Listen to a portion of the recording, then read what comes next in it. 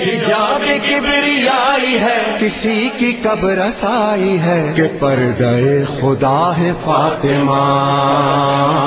اب یہ میں جاننا چاہوں گی کہ اس وقت یہ کتاب کہاں ہے اور اس سے کون مستفید ہو رہا ہے اور اس کا کیا رول ہے؟ کیوں نہیں اس طرح سے پہنچی کہ جس طرح سے؟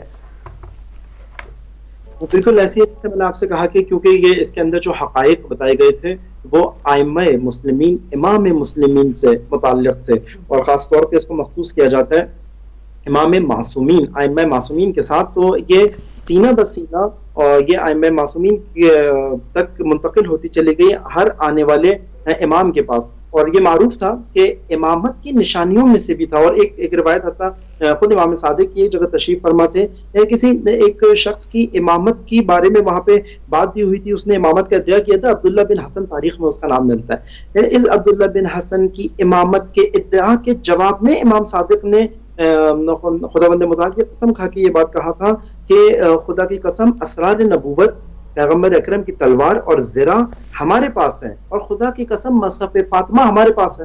یعنی امامت کی نشانیوں میں سے ائمہ معصومین نے اس کو استعمال کیا ہے اور اس کو پیش کیا ہے اور اس سے استفادہ کیا لوگوں کو بتانے کے لیے کہ خود ایک یہ نشانی ہے جو کہ مصحف فاطمیہ کا غیر ائمہ معصومین سے نہ تعلق ہے، نہ ہی وہ اس کے حقدار بن سکتے ہیں. تو ائمہ کہتے تھے کہ خود کیونکہ یہ ہمارے پاس موجود ہے اور اگر تمہارے پاس ہے تو تم لا کے دکھاؤ.